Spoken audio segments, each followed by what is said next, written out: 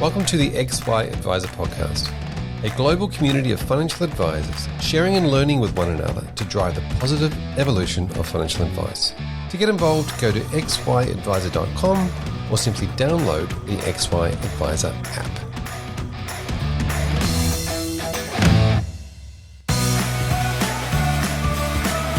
Portfolio construction and risk management are tasks that take you away from where you need to be, building relationships with your clients.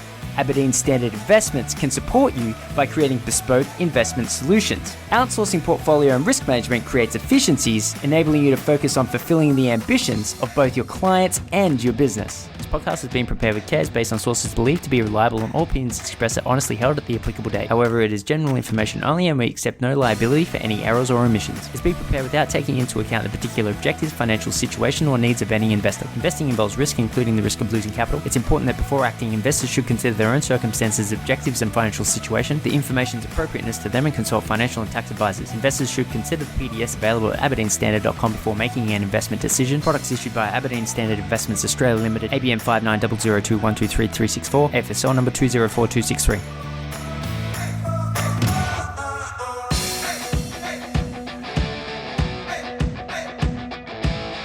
Welcome back to the XY Advisor Podcast. My name is Fraser Jack. I'm your host for today, and I'm here today with the National Manager of Business Coaching from Affinia. Welcome, Michael. Thanks very much, Fraser. Pleasure to be here. Nice to speak with you. Now, fantastic to have you. Now, before we get started, we're going to get into some conversations around scaling businesses, and you obviously see a stack of businesses around the country that are doing very well and understanding what they're doing, and really getting into the in-depth into the process and all these types of things that actually make their business scalable. But before we do that, do you want to give us a bit of an overview of just your position and what you do on a day-to-day basis? Yeah, sure thing.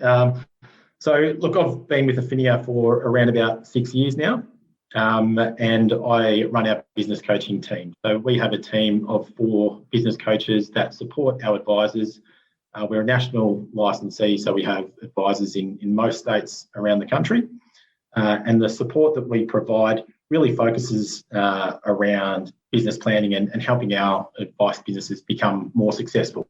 And success means different things to every separate business. And we have firms that range from having nearly 20 advisors through to single advisor firms. So every one of those business, also depending on where they are in their business journey, has a vastly different set of business goals. So we work very closely with our advisors to help identify what those goals are and then hopefully help them achieve them. And we do that through a whole range of things. I mean, across the licensee, we do offer a high level of support through, obviously, the business coaching service.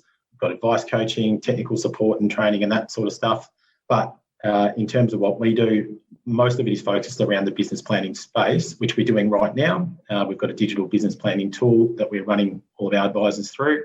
And out of that will always come a large number of business objectives that we can help them achieve over the course of the year and progress that through into longer term planning as well. Well, fantastic. It sounds like you've got your work cut out for you. Now, you and I always geek out on the conversation around client experience or client user journey or whatever the terms we want to call it at the time. We tend to talk a lot about how, and I suppose this is what you're working with your advisors on a lot as well, around the actual micro moments that take place in or throughout the client's, journey or experience with that advisor. And you sort of break it into separate, sections, and we talk about, before the client gets advice, all the way through to, becoming a loyal, ongoing relationship client. I thought we might break down those sections. So do you want to just give us a bit of an overview of what that looks like, and then we'll go into each one individually?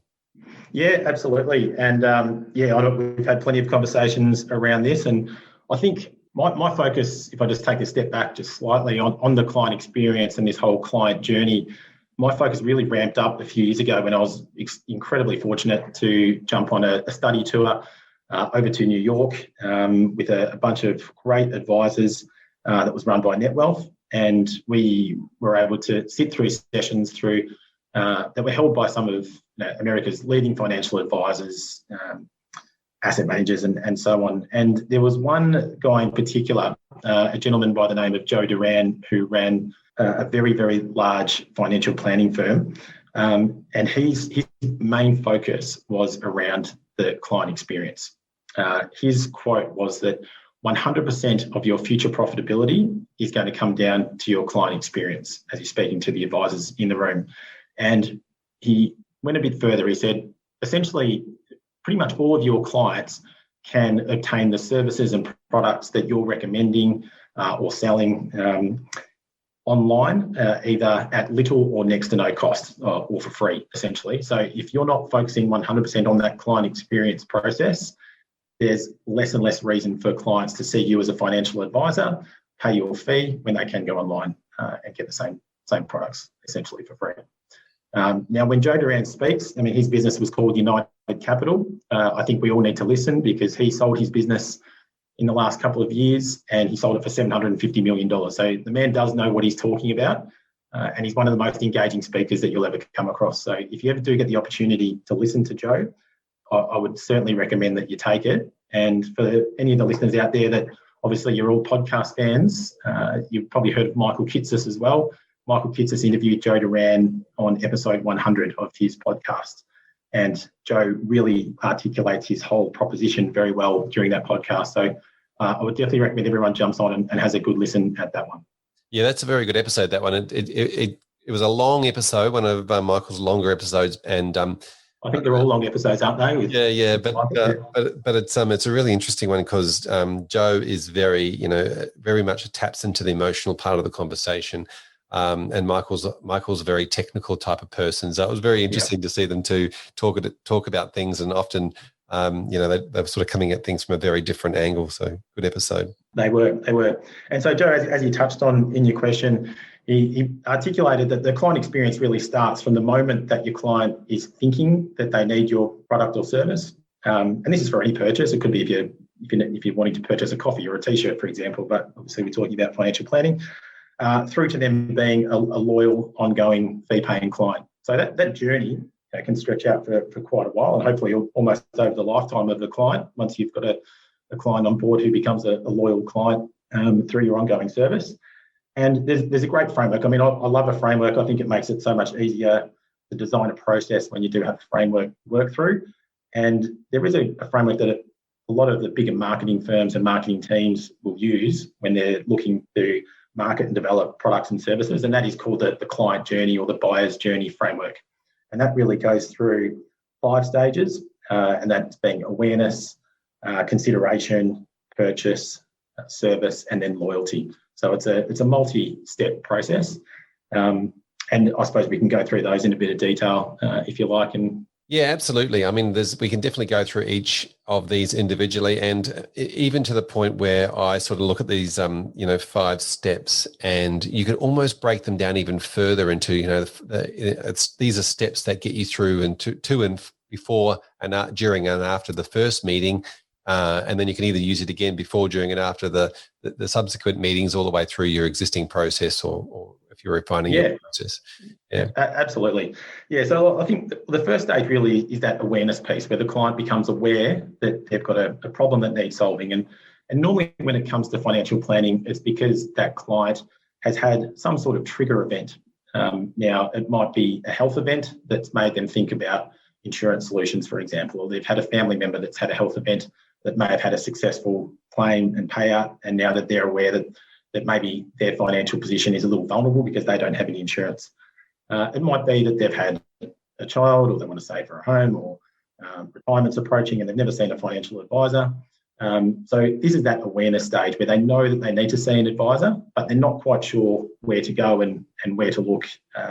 And this is really where you can create an advantage for your firm through marketing strategies such as content marketing and utilising the effectiveness and the power of blogs, of social media advertising, of live events. I know a lot of firms do very, very well, and a lot of their success is based around educational seminars, educating the broader public, and then bringing clients into their business who are now made aware of the services that they offer and that the needs that they have that they may not have known that they had before. Yeah, this is a really interesting point, and I've heard people say before that the client needs to know they're sick and know that you're the doctor for two definite things to become aware that they can then contact you. But there's a whole lot of little micro decisions that happen in a client's head that then on their journey towards actually reaching out towards a financial planner, and that could be thinking they might need something, but then having voices in their head that say, oh, they haven't got enough money, or they need to overcome a whole lot of small hurdles along the way. It's not just and you're right, it could be a trigger event. It could just be a health issue or something that is a major trigger. But generally speaking, there is a whole lot of small triggers, a little bit of branding, a little bit of what you do, a little bit of your philosophy, getting to know who you are as an advisor before they even make that decision to pick up the phone or to send you an email. Yeah, absolutely. And I think that's really where the power of blogging, and it might even be podcasting, for example, which is a brilliant tool, as you well know, yes, to get your message out there to the broader public. And when you talk about all those micro decisions, this is really where having your client value proposition and being able to clearly articulate the value that you provide to your ideal type of client comes into play. Because you might have, let's say you deal with younger accumulators that may have started a family. So this demographic is going to have a particular set of needs that they need serviced via a financial advisor. It might be how to save up for education, how to manage cash flow better because we're down to one wage and we've got a massive mortgage that we're paying off and need to get through the maternity leave phase and those sorts of things. Might be thinking more longer term around structuring your superannuation so that you can maximise compound returns over the next 30 years and retire the right way. So whatever the pressing needs are for those particular clients, that should really form the basis or the crux of what you're projecting out for your business in terms of your content marketing strategy with your blogs and with your advertising and your events. And blogs can be video blogs, written blogs, and all the rest of it. Because when these clients are aware that they've got these problems, what are they going to be doing? They're going to be jumping online. They're going to be asking family and friends where they can get the service that they need to cover off on these needs. If you're projecting out there that you service these types of clients, then they're more likely to be attracted to your firm. And then you're dealing with the right type of client and your ideal client more frequently. This seems to be like a lot of the successful businesses I see these days are doing this very, very well. They're letting their target market know exactly how they help other people like them, rather than just sitting back on the sort of more of the old or traditional school, the old school ways of just hoping your referral sources will refer you, the accountant, whatever it absolutely. might be. Yeah, and good point you make there around referral sources. So I think a good thing that most advisors can do in this space as well is actually educate their referral sources more deeply around the type of services and the value that they provide their clients. A really good way that I've heard it numerous times in the past, I don't know how frequently it's actually done, but if you, for example, have an accountant that's a great referral partner, or you want them to be a great referral partner, because most referral partnerships probably don't quite produce as fruitfully as what most advisors would like. I mean, why wouldn't you consider offering your services to that accountant and their client-facing staff basically for free or at cost, so that these client-facing staff and the accountant can actually walk through your process. They become very confident in your process. They understand the value that you can provide. And then they'll be far more likely to refer their clients to you because they've got so much more comfort around it. And I think further to that, try and control the messaging a little bit with your referral partners. Don't leave it up to the referral partner to refer you in the words that they think are most appropriate. They might refer you as the insurance guy or whatever it might be, but perhaps you want to give them some wording that more appropriately represents your brand and the value that you can provide, and talk up your services a little bit. For example, why don't you go and see Fraser? I've got all my insurances with him. He's looked after my superannuation. We're really comfortable with what he's done. Most of my great clients go and see Fraser as a financial advisor, and I know that he can help you with your cash flow problems that you're suffering at the moment. I mean, that is a much more powerful referral sort of technique than go and see the insurance guy, for example. Yeah, couldn't agree more. Except for the fact that you can't refer him to Fraser because he's not currently a licensed financial planner. So don't. There's plenty of that in the commentary at the moment with regard to who is and who isn't on the far. But there must we'll be put a Fraser on the far. disclaimers there in the Yeah. So that's pretty much all of the awareness stuff that goes on, and the next step is sort of consideration. How does this work? Well, the consideration phase is after the client has been made aware. Now what they're doing is looking for 2 or 3 providers that might be able to service their needs. So essentially this is where they're doing their research. Now, where are you going to do your research? Obviously, most people these days will jump online. And when they jump online, they're probably doing it on their mobile phone or on their tablet. So what this really speaks to is having some very good up-to-date content on your website and getting a lot of the basics in terms of your website content right. So making sure that it's structured correctly, that it's mobile friendly. It's really important that you've got up-to-date images, ideally of yourself and your team on your website, so that your clients can actually start to go down that process of knowing, liking and trusting you as the advisor and someone that they would be happy to engage with. So the website plays a really big part in this, because we know that the majority of people, when they're doing their research, even when they get referred by a trusted referrer, will jump onto your website to do further research and to check you out. Yeah, so this is a really as far as your value proposition is concerned as well, right? So knowing exactly who you're serving, how you're serving them well, then explaining what your process is, because I think Joe mentioned in his podcast the very first thing to do is really just to triage what is that person coming in for. Is there a gaping injury that they have that needs to be fixed before really going into this is our process, this is how we roll, this is, we look at clients' values and goals and dreams and aspirations, and this is blah, blah, blah. And then really presenting yourself or your business as this is the way we help our clients. Would you like to be involved in that? Absolutely. And the best way to do that is through, I think, video explainers and video content on your website. I mean, video these days is so easy to produce. Essentially, you can produce a very high quality video that you can put on your website just on your mobile phone. And I suppose we all know that these days. We've been to 1,000 PD days and conferences where the power of video has been explained. But I think in this stage of the client journey, when a client is considering whether or not they're going to make that next step and engage with you, this is where it really comes into play and becomes a really powerful tool. Yeah, so all the content, whether it's visual, whether it's podcasts, things like that you can put on your website, and educational content, so that your clients can trust you much quicker than they otherwise would, then this is where it comes into play.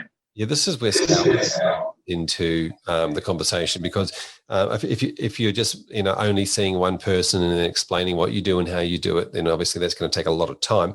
If you've got those videos on your website, then people are watching them. You really want the client or the new potential client to walk into the office, almost have made the decision that, I resonate with everything you say, you're the one I want to choose, all those sorts of things before you even meet them, don't you? Yeah, absolutely. And I mean, developing that content doesn't necessarily have to take a lot of time and effort and be that harder task either. You can often do it when you're communicating with your existing clients, and that could be utilised for attracting new clients as well.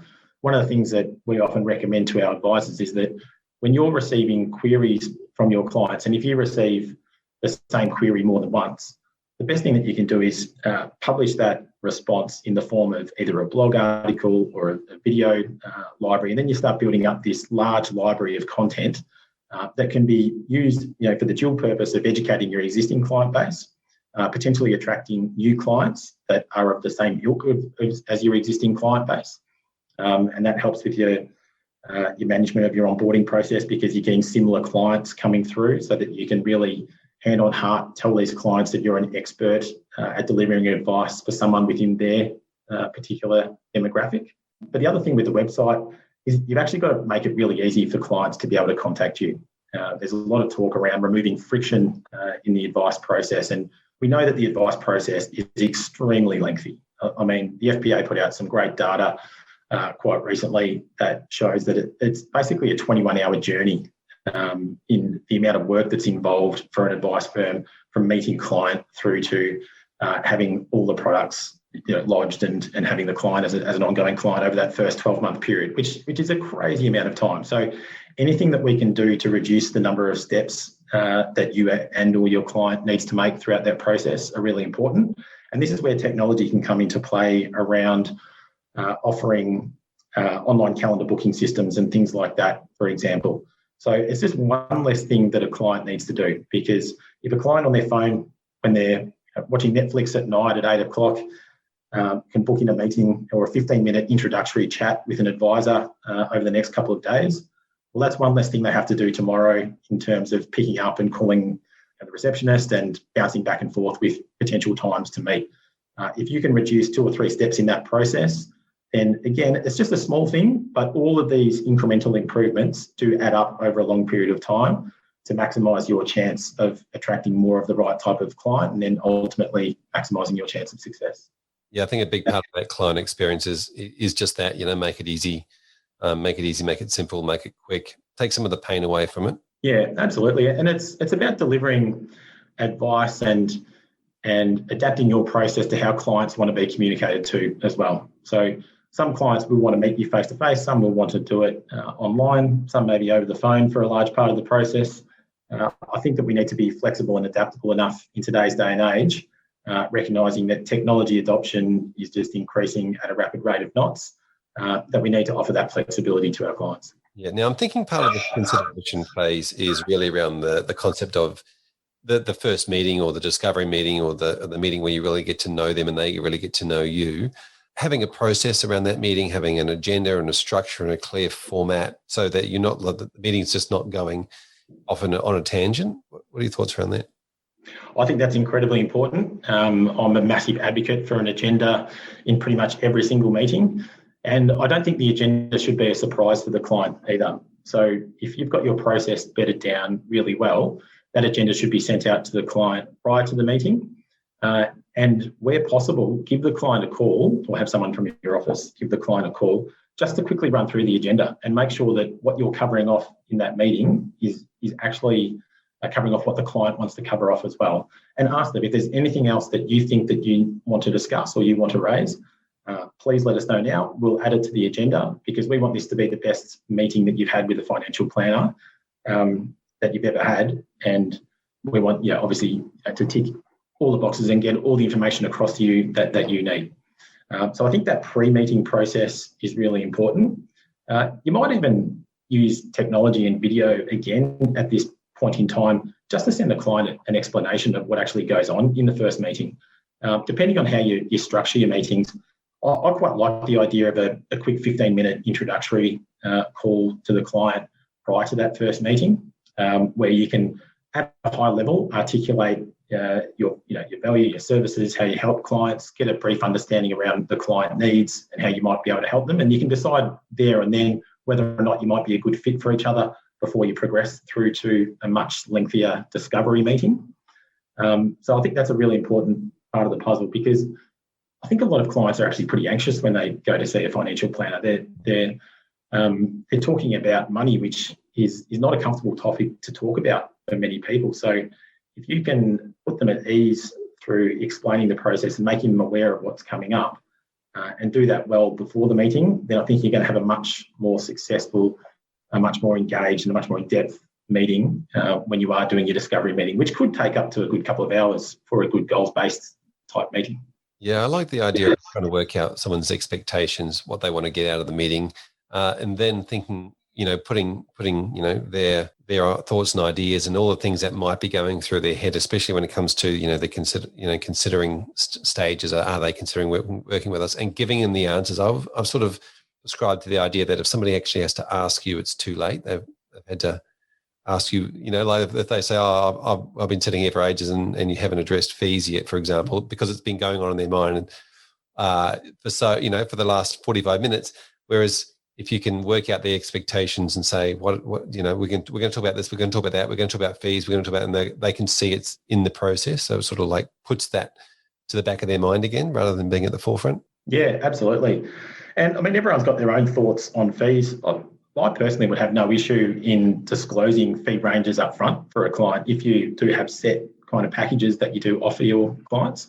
just so again that they've got that understanding of what's involved, and then they're not going to be thinking, as you say, for the first 45 minutes around how much is this going to cost me, and actually not paying attention to what you're saying, because you're trying to educate your clients a lot through these first 2 or 3 meetings around not only your process in the business, but around how financial products work, how markets work, how insurance work, and all that really important stuff. You don't want them thinking about other topics and not digesting what you're saying. One, because it's not good for the client, but secondly, you're going to have to repeat yourself at some other point down the track. Yeah. The more disclosure, the more transparency I think that you can provide up front to provide that level of comfort for a client, I think the better. Yep. I think we also need to make our meetings as digital as possible. Obviously, we meet with clients, potentially via Zoom and Teams and online meetings and so on. We've got to try and make it as efficient for them as possible, utilising digital signatures and things like that as well. The guys at United Capital, Joe Duran, he basically didn't want his clients picking up a pen the entire way through the financial planning process. So everything was done via video, everything was done via digital signatures. All the calls were recorded, the videos were recorded, everything, which can then obviously help at the back end with your file noting process and things like that.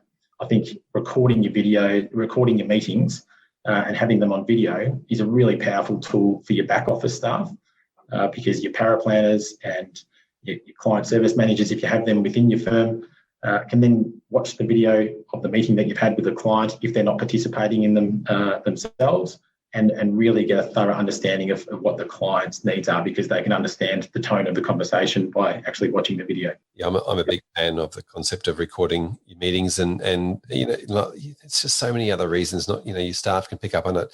You can always use that if you need to. Have a conversation. Somebody ever says to you didn't talk about something, you say, yeah, here we did. Here's a copy of recording of the meeting. Yeah, but I think another way. So just on the client experience there. One of them, I think, is the range of services that you offer a client as well. And if you're a specialist in a particular area of advice, you might be a risk specialist. That's great. That's your value proposition. But if you don't operate in that niche speciality, then I think having a full range of services that a client may need under the one roof is a very powerful tool as well for your business. There was a business we used to have in the network up in Queensland, a brilliant business. And they had a proposition that they called an integrated advisory board, where essentially their process was that the client would meet with a financial advisor. They would have a client manager sit in that meeting as well. And it was a long meeting. It was a 2 to 3 hour full in-depth discovery meeting. And their proposition to that client was, on the back of this, we're going to have a roundtable discussion with other specialists within the business. So I'm the financial planner. I'll look after the wealth side of things. We've got a risk specialist. We've got an accountancy firm. They originally were an accountancy firm. So we've got an accountant. We've got a lending specialist. And we'll also facilitate any estate planning requirements.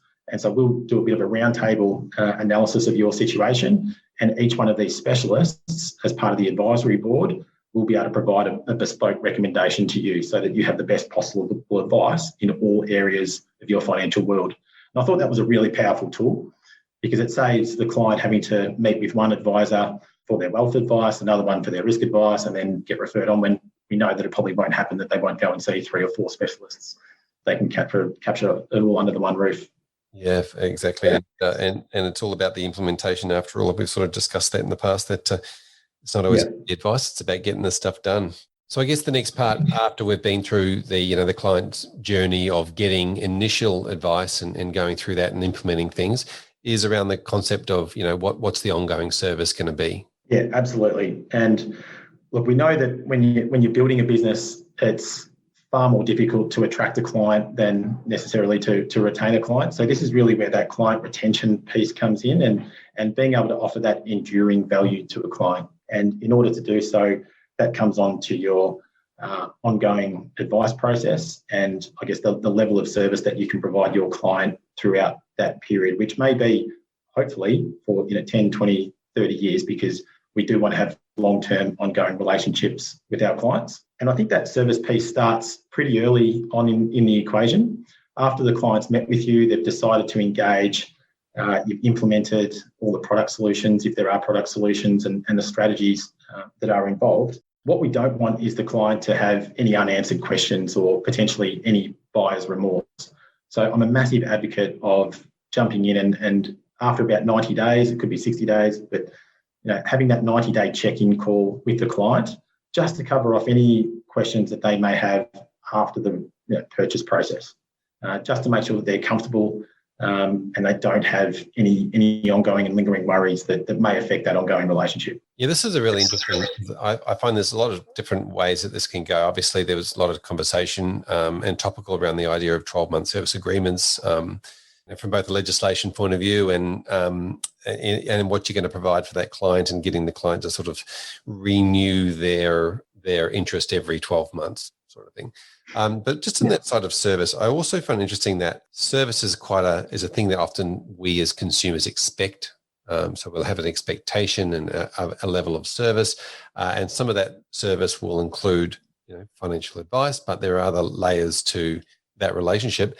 And in a lot of times there's an emotional layer to that relationship. Like, for example, just knowing I've got somebody there that's got my back could be a value to that client. Yeah, absolutely. I mean, what we talked about before around that awareness and consideration piece, so much effort can go into talking about your client value proposition and the services that you offer. Now it's actually time to probably reinforce that message a little bit and just continually explain to the clients that you are always there. The phone's always going to be answered. Email's always going to be responded to in a timely manner when you do have any ongoing concerns.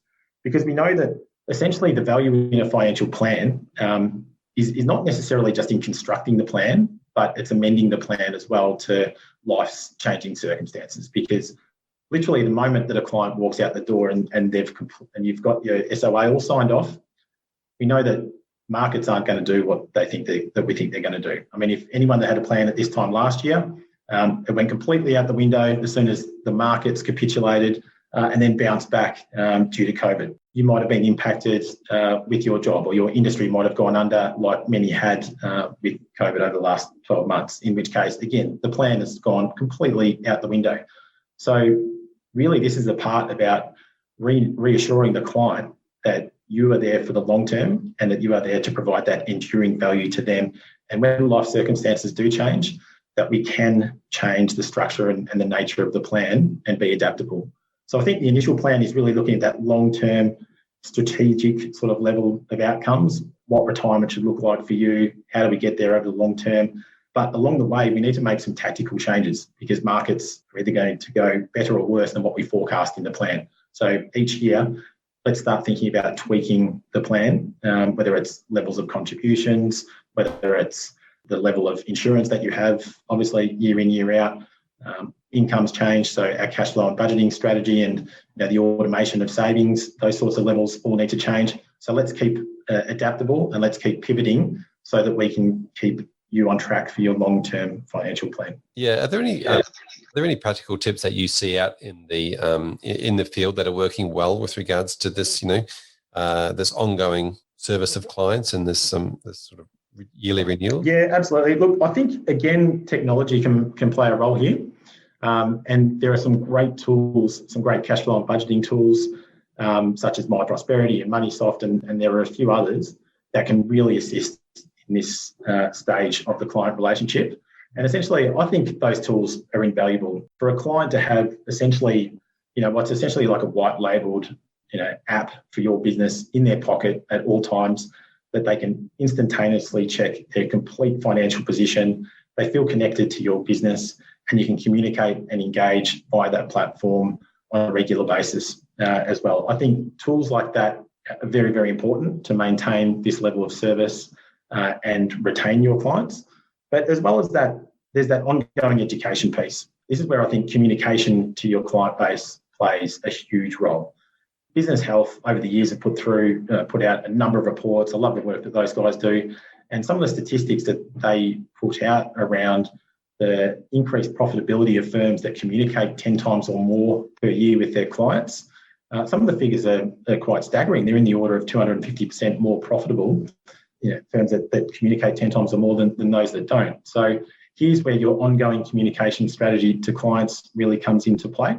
So I think that's as important as ever. And again, reflecting on, I guess, the last 12 months with COVID and, the oscillating markets that just went absolutely crazy. what a better time to communicate to clients around the value of advice and the value of long-term thinking and of sticking to the plan so that your client doesn't get nervy and then dive out of the markets at the worst possible time. It's times like those, and that's what your client's really paying you for in terms of your ongoing fees, is that reassurance and to provide that sound mind and that sound thinking so that they stick to their plan and don't make any rash decisions. So I think there's Carl Richards has a really good picture that he was obviously the picture guy, the sketch guy, around the advisor sits between the client and stupid. So it's really about making stupid decisions. So before you make a stupid decision, I think this is where the advisor really needs to step in and be that sounding board and prevent your client from making a potentially stupid decision in getting out of the market at the wrong time. Yeah, I don't think if we look back over the last 12 months, I'm pretty sure we can all find lots of examples of people who decided to, freak out and jump to cash at the worst possible moment. We probably all know people that have pulled money out of their super over that time frame, and some of them may have needed to do that, but also feel that probably a lot of them didn't need to in that. Yeah, exactly. And I think there's a few other things. There's a tip I'll share that a couple of advisors are looking at in the network, and we're building a bit of a program around this. One, it helps your clients enormously with their estate planning, but the other, I think it's in terms of your client acquisition strategy, this is a really good process to follow, and that's around what we call an executive briefing. So once you've put in place your full financial plan, the client, whether you're facilitating it or not, has sorted out their estate plan and their will. Obviously, as part of that process, they need to nominate an executor. Now, what does the average executor who's just been nominated know about being an executor? Probably absolutely nothing, because they never would have done it before. They may only have to ever do it once or twice in their entire life.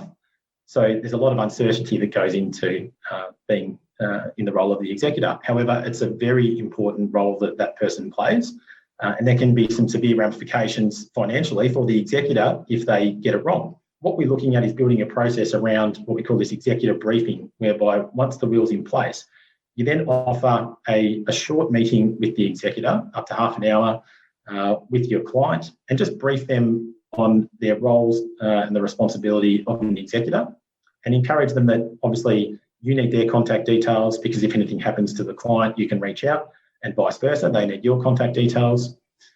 You can put together a nice little information pack, put a little kit together, spend a little bit of money on a nice folder down at Officeworks, hand that to the executor. And the beauty about that is the executor is probably a similar type of person to your client. They're probably a relative or a very, very close friend. That's typically how who would be nominated as an executor. So one of our advisors used to do this, and he said that his best run was 6 out of 6 of these executive briefings. He walked away with the executor as a client because it's most likely that executor doesn't have an advisor, given only around 20% of Australians do see a financial advisor. And I think it would be odds on that if they do have an advisor, their advisor doesn't go to that length of service in providing that broader sort of briefing piece to the executor. So I think that's a no-cost, essentially, process that you can follow to help acquire more of the right type of clients, and your existing client will love you, and hopefully that executor does as well. Yeah, great tip. Thank you. Now, this also brings us to the concept of what's going on in the client's mind around the final step, which is loyalty. To me, like, service is what you're doing, and then loyalty is from the client's point of view of what they're bringing to the table or what they're going to do ongoing for you. Yeah, absolutely. And I think this is the part where clients become advocates of your business. So you've been able to deliver on your promise. You've been able to provide that high level of service for a number of years. And then your best referrers will be those long-term clients that really do see the value that you can provide and have experienced that value as well, because they can share their successes and their stories with their friends and family. And anytime they're asked for who their friend or family member needs to see a financial planner, then who are they going to recommend? Of course, they'll recommend yourself. But it's important for clients that have been with you for a number of years to continue to add value, and you need to think about that enduring value piece. How do you keep adapting? Are there new services that you may need to bring into your business so that you can continue to add more value to those existing clients? Because there was a line I heard at a conference that a client will leave you when they run out of future. If they can't see a future with you, if they can't see that you're going to add any more value to them and their situation, why would they keep paying you an ongoing fee? They simply wouldn't. They'll walk away and either look after their affairs themselves, or they may see another advisor that may provide value for what they need. So things that you can think about in this sort of space are a lot of advisors now are getting into private Facebook groups and things like that. So you might have a segment of your existing clients that you want to network with and have them network with each other on a private Facebook group. So again, it's that sense of community and keeping them very close to your business. I think that ongoing education piece, maybe having select events, educational seminars, things like that, where you get in an external speaker, maybe an economist, or maybe if you know any high-profile sports people, or pay for a high-profile sports people to attend. It's those types of events that I think you can really put onto your existing clients that will keep them very close to your business. And it's really important, I think, with those clients to start getting testimonials and promoting testimonials via your website and other communication tools that you use, whether it's a newsletter or blog, etc. Yeah, this is a really interesting point, the testimonials piece as well, because obviously, community is a great idea. I love that. And ongoing education, massive fan of as well. The testimonials, I almost feel like, like the reviews these days, where it could go either way. As a consumer, I'd prefer to read a review than a testimonial, because I kind of feel like a testimonial is only ever going to say good things. But I really wanted to hone in on the concept here of the client being able to articulate the value that they get out of their advice relationship. And I know, whether it's a survey or a business health or whatever it might be, just honing in on that specific idea and just saying, how are you going to find that out from your client, what their perceived value is out of the relationship? Yeah, and I think when you talk about surveys, you've really hit the nail on the head that you do need to survey your clients quite regularly. One of the really important things to do when you survey your clients is not just rely on one medium. If you're surveying your clients, via a SurveyMonkey, an online form, that's great, but you also need to do face-to-face and more in-depth interviews with your clients to identify the value that they're receiving. And there's a couple of reasons for that. If you're doing solely online surveys, the client's obviously not, and if they're anonymous as well, clients can often be a bit harsher with their feedback.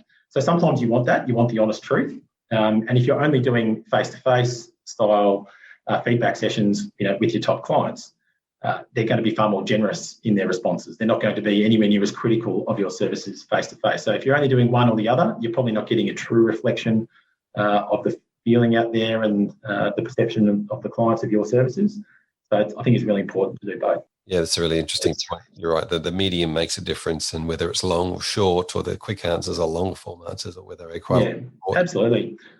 And I think this is really where you've got to put your business owner hat on and take on board that feedback and identify any weak points and any gaps. And this should form part of your planning as to how you can address that. So are there areas of service that your business aren't providing your clients that you need to either bring in-house, or that you can establish referral arrangements and refer clients to other specialists that can satisfy their needs. And if there's any weak point in your service offering with your ongoing reviews or contactability of your staff or yourself and things like that, well, these are little things that can creep into very big things over a period of time. So you need to address all of the areas of feedback that you receive, and ultimately that's going to improve your business. And I think it just comes down to the 1%ers when you start responding to some of these bits of feedback.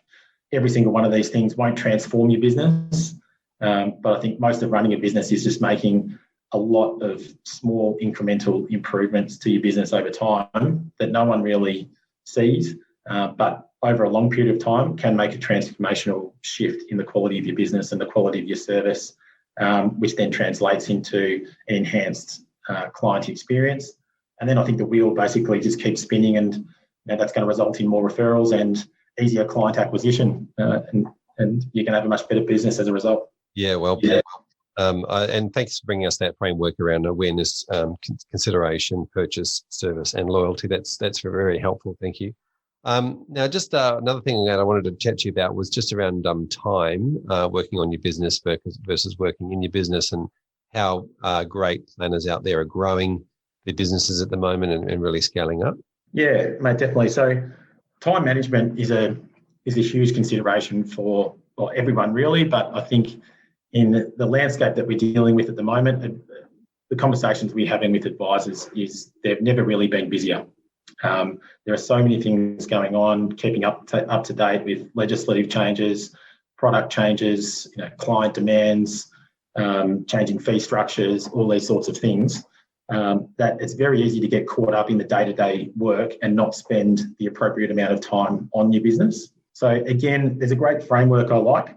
It's called the McKinsey model. It's essentially a 70-20-10 structure of time management, and you can apply this 70-20-10 rule to a number of different areas. We do it internally with learning, for example, that 70% of your learning is done on the job, 20% is through internal courses, and 10% through more formal courses like degrees, diplomas, that sort of thing. But for a financial advisor, the 70-20-10 model really is a way of splitting up your time in between the three different roles that you play. Now, you play these as a self-employed financial advisor, and essentially the three roles are: you are the advisor, you are the CEO of the business, but you also wear an entrepreneurial hat. You're also an entrepreneur. And I think the best way you can really split your time between the three is 70% of your time is doing your day job. You're meeting with clients, you're constructing SOAs or reviewing SOAs, you're engaging with clients, file noting, all that sort of stuff. So that's the sort of basics, the ins and outs of being a financial advisor. It's the technical work that we do. I don't know if you've read the E-Myth by Michael Gerber. Yes. Yeah. It's one of those business Bibles. I find. I reckon it's one of the better business improvement books out there that I've read, and he splits up the three roles into the technician, the manager, and the entrepreneur. So the technician being the advisor. 20% of your time, I think, really should be spent with that managerial or the CEO hat on, and that is really when you're having a look at the broader aspects of your business. And this is where we start to work on the business. And this is really looking at all things like your marketing strategies, your financials. Are you meeting your financial hurdles? It's staff management. It's looking at the technology suite that you have within your business, and is your technology meeting your needs and your clients' needs, or do you need to tweak it? It's looking at compliance issues and things like that. So it's the broader running of the business, and really this is where the business planning side fits in. So we're doing a lot of business planning at this point of time with our advisors. This is really all the stuff that we are uncovering now with the business planning with our corporates, really fits under that CEO space. And 20% of your time, it might sound like a bit, it's roughly a day a week.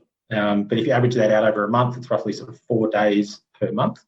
But I think for those businesses that do continually improve, that do have that long-term strategic view and that will be more successful down the track, you do need to spend some quality time working on your business, not just being caught up in the day-to-day work that we do as an advisor. Yeah, this is an interesting model because it's sort of like 3.5 days working with clients directly, one day a week, 20% of the time working on your business, and half a day a week in that transformational entrepreneur headspace where you're thinking long term and how we're going to really scale the business in that form. So it does equal quite a bit of time when you think about the 20% and the 10% of your week. But it'd be really interesting to go back and look at, I guess, your diary over the last, little bit of time and say, is that what my diary reflects? Oh, absolutely. And I hadn't quite touched on that 10%, but yeah, thanks for raising that in terms of the entrepreneurial time. And this is really when you can put your thinking hat on, and it's really thinking, how do I 10x my business? How do I, over the long term, make sure I have a viable, not just a viable business, but a thriving business? Where is the industry headed, and how can I maybe pivot to make the most of any changes that's going on within the industry over this period of time? So a lot of that time, that thinking is really, I think, reading, thinking, being on top of industry trends, and then working out how you can pivot your business. And it might even be around bringing in alternative revenue streams. There's some really good coaching firms, one that I've attended a couple of sessions, and essentially what they do is each quarter take their business owner clients away. And each quarter, the aim for this offsite is to come up with another revenue stream that's going to generate $10,000 a month in new revenue.